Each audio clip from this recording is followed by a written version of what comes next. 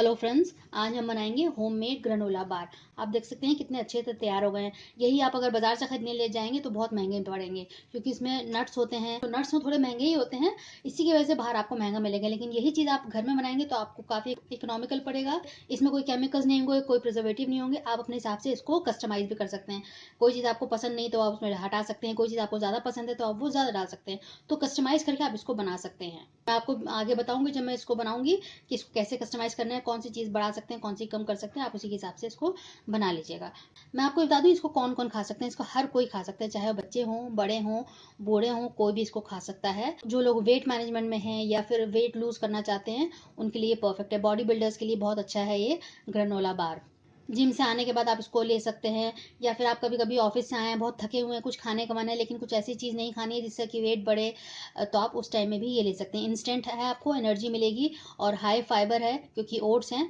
ये बहुत ही healthy option है आपके लिए। जब आपका मन हो तब आप इसको एक निकाल के खा सकते हैं। आप इसको छोटे पीस भी बना के रख सकते हैं। आपको लग रहा है कि ये बड़ा है, आप इसके 2 पीस कर लें। अपने हिसाब से छोटे छोटे पीस बना लें, जितना आप वन टाइम में खाना चाहते हैं। एक पोर्शन, 1 बाइट, 2 बाइट, 3 बाइट, जैसे भी आपको करना हो उस हिसाब से आप इसको कर लें। अगर आपको फ्रिज में इसको बनाने के बाद इसको फ्रिज में रख दिएगा, आप एल्यूमिनियम फॉइल में मत लपेटिएगा। इसको आप क्लिंग फिल्म में इसको लपेट के फ्रिज में किसी भी एयर टाइट कंटेनर में रखें और बिल्कुल ये परफेक्ट कई महीनों तक ये चल जाएगा। तो चलिए इसको हम बना लेते हैं।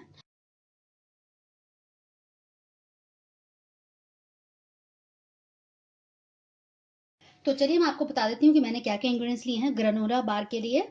सबसे पहले मैं आपको दिखाती हूँ, मैंने ये शहद लिए। इन सब की जो क्वांटिटी है मैं आपको डिस्क्रिप्शन बॉक्स में लिख दूंगी। अभी मैं सिर्फ आपको इनके नाम बता देती हूँ मैंने क्या क्या लिए हैं। ये शहद हो गया, मक्खन हो गया, वनीला एसेंस हो गया, ओट्स हैं, इंस्टेंट ओट्स मैंने लिए हैं। ये मैंने जैगरी ली है जिसको हम गुड़ बोलते हैं, उसका बूरा है ये। पानी है, कॉर्नफ्लेक्स हैं, कुछ मैंने ये नट्स लिए हैं और बेरीज हैं जिसके मैं नाम बता देती हूँ आपको। ये अपने हिसाब से आप कम ज़्यादा कर सकते हैं, लेकिन टोटल मिला के ये हाफ कप है। बादाम, अखरोट, काजू, पिस्ता, और ये कुछ ड्राई बेरीज हैं जिसमें ब्लूबेरी, ब्लैकबेरी, स्ट्रॉबेरी, आम पापड़, आम पापड़ के छोटे छोटे टुकड़े हैं, एप्रिकॉट है इसमें। ये सारे मिक्सड हैं। ये एक प्लम है छोटा सा, इसको भी मैं छोटा छोटा करके भी काटूंगी। एक मैंने प्लम लिया है। और ये चॉकलेट चिप्स हैं, ये भी ऑप्शनल है, अगर आपके पास नहीं है तो आप इसको छोड़ सकते हैं। तो इसमें दोनों ही हैं, व्हाइट चॉकलेट और ये ब्राउन चॉकलेट जो होती है वो उसके चिप्स हैं। इनको घर में बनाया जा सकता है बहुत ही आसानी से। अगर आप कहेंगे तो नीचे कमेंट बॉक्स में लिखिएगा, मैं इनका रेसिपी भी आपको बता दूंगी किस तरह से घर में हम चॉकलेट चिप्स बनाते हैं। ये बहुत सी सारी चीज़ों में काम आता है। और बच्चों की आप जितनी भी रेसिपीज बनाते हैं उसमें डालेंगे तो बच्चों का ये फेवरेट, जिसमें भी डालेंगे आपको बच्चे वो पसंद ही करेंगे। इसमें आप बेरीज कोई भी एक्सक्लूड कर सकते हैं, कोई भी इंक्लूड कर सकते हैं। आप इसमें सीड्स भी डाल सकते हैं, जैसे फ्लैक्स सीड है, सनफ्लावर सीड है, पम्पकिन सीड है, आप इसमें वो भी डाल सकते हैं। तो ये सब आपकी चॉइस है, लेकिन जितना भी हो ये सब टोटल हाफ कप होना चाहिए। ये हमने 1 कप लिया, ये हमें हाफ कप चाहिए। मेन इंग्रेडिएंट्स का ओट्स है, बाकी इसमें ये सब हमारे विटामिन मिनरल्स और जितने भी तरह तरह के न्यूट्रिएंट्स हमें चाहिए वो हमें इन सब से मिलेंगे। मैंने ये पैन रख दिया है। सबसे पहले हम ओट्स को ड्राई रोस्ट करेंगे। लो टू मीडियम फ्लेम पे इसको हमें करना है। 3-4 मिनट लगेंगे इसको होने में। हल्का हल्का सा ब्राउन हो जाएगा और अच्छी सी खुशबू भी आने लगेगी, तो सही अंदाज़ा लग जाएगा कि हाँ ये हो गए हैं।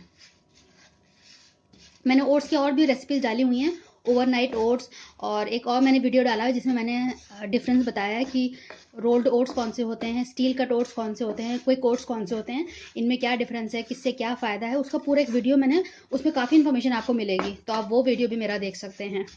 ये ओट्स भुन गए हैं, इसको मैं एक बोल में निकाल लेती हूँ। इसके बाद हम ड्राई फ्रूट्स को रोस्ट करेंगे। सारे ड्राई फ्रूट्स में डाल देती हूँ उसमें, उनको रोस्ट करेंगे।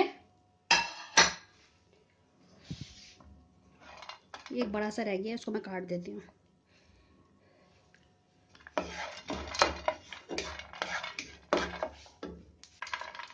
तो भी 2-3 मिनट लगेंगे, इनमें भी जब भूनने लगेगा तो उसमें अच्छी से खुशबू आने लगेगी।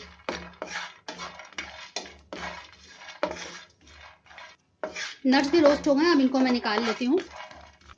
अब मैंने इसी पैन में 1 टेबलस्पून बटर लिया है, एक छोटा सा ब्लॉक लिया है। ये मेरा होममेड बटर है, आप इसका भी वीडियो देख सकते हैं। मैंने वाइट बटर और सॉल्टेड बटर दोनों का वीडियो डाला हुआ है, आप देख सकते हैं। मैं उसका लिंक दे दूंगी। ये पिघल जाएगा तो इसमें हम हनी डालेंगे, शहद, हनी डाल देते हैं। लगभग ये 2 टेबलस्पून हो जाएंगे। आप अपने हिसाब से मीठा कम ज़्यादा कर सकते हैं, अगर आपको ज़्यादा मीठा पसंद नहीं है तो आप कम कर सकते हैं। तो मैंने 1.5 ही डाला है। हाफ कप से कम ही होगा ये। जैगरी डाल देते हैं।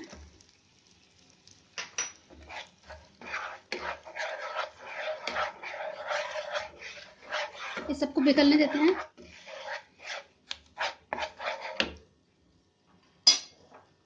थोड़ा सा इसमें पानी डाल देते हैं, 1 टेबल स्पून।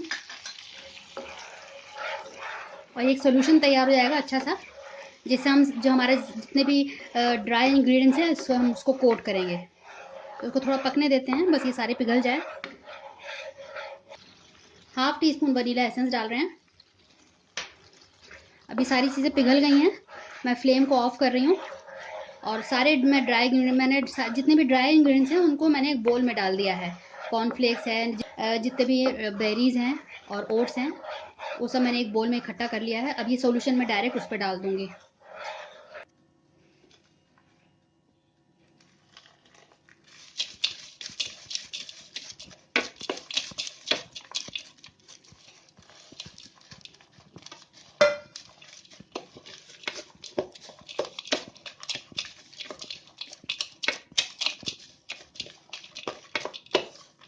सारे अच्छे से कोट हो गए हैं।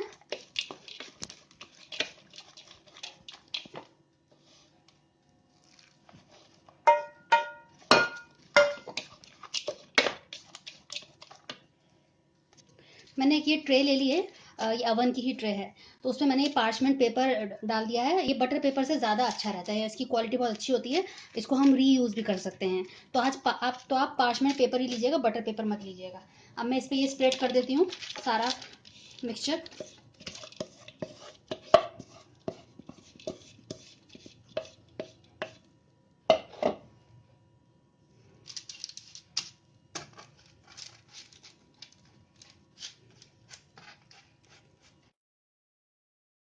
इसको हम पूरे में नहीं स्प्रेड करेंगे, हाफ में ही करेंगे।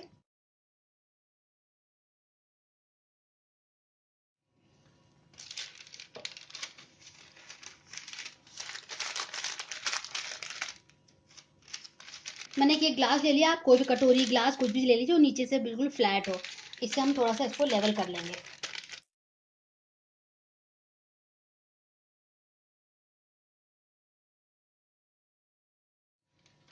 अब देखिए बिल्कुल एक रेक्टेंगल सी शेप आ गई है। अब इसके दो तरीके हो सकते हैं। अगर आपके पास अवन है तो आप इसको अवन में थोड़ा सा रोस्ट कर लीजिए। अगर आपके पास अवन नहीं है तो कोई बात नहीं है, आप इसको ऐसे भी छोड़ सकते हैं। आप इसको फ्रिज में रख दें, जब ये बिल्कुल सेट हो जाएगा 1 घंटे बाद आप इसको निकालें। उसके आप बार्स की तरह लंबे रेक्टेंगल शेप में या स्क्वायर शेप में इसको काट सकते हैं। अगर आप इसको रोस्ट कर लेंगे वो और बेहतर रहता है, थोड़ा उससे क्रंची हो जाता है, क्रिस्पी हो जाता है, थोड़ा करारा रहेगा। मैंने इसीलिए पहले से ही अवन को प्री हीट करने के लिए रखा हुआ है। आप देख सकते हैं मैंने इसको अवन में रख दिया है। मेरा ये 100 से स्टार्ट हो रहा है और 250 पे ख़त्म हो रहा है, तो मैंने इसको 120 पे करके रखा है 10 मिनट के लिए। लेकिन बीच बीच में मैं इसको चेक करती रहूँगी, जैसे ही मुझे लगेगा इसका कलर चेंज होने लगेगा, हल्का सा रोस्टेड जब होगा तो हल्का सा ऊपर से ब्राउन होने लगेगा, तो मुझे इस पर थोड़ा नज़र रखना होगा। आप ये देख सकते हैं कि अच्छे से हो गया है। मैंने इसको 12 मिनट ओवन में रखा है और उसके बाद निकाल लिया है। अब इसको हम टोटली ठंडा होने देंगे, 1 से 2 घंटे के लिए छोड़ देंगे।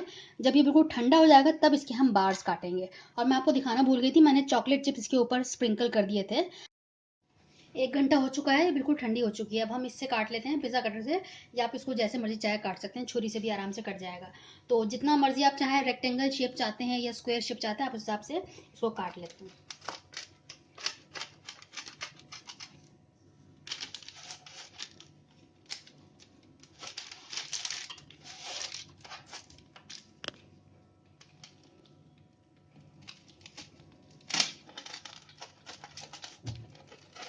तो इसी तरह से हम सारे काट लेंगे और मैं आपको फाइनल लुक इसका दिखाती हूँ।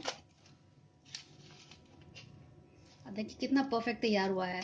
रोस्ट करने से यही फ़ायदा है, अगर आप इसको रोस्ट नहीं करेंगे तो ये आपस में ये जुड़ा हुआ नहीं रहेगा, थोड़ी देर बाद ये टूटने लगेगा। होममेड ग्रेनोला बार तैयार है, आप इसको घर में बनाइएगा, फीडबैक दीजिएगा।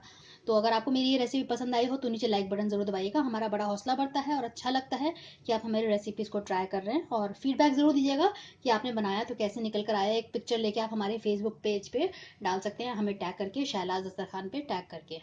इसको आगे शेयर करें अपने अजीज़ों के साथ, अपने दोस्तों के साथ। और अगर आप मेरे चैनल पर नए आए हैं, मैं आपसे रिक्वेस्ट करूँगी कि आप मेरे चैनल को सब्सक्राइब करें, बिल्कुल फ्री है। अगली बार मिलते हैं किसी नई रेसिपी के साथ। तब तक के लिए शुक्रिया। देखते रहिए शहलाज दस्तरखान।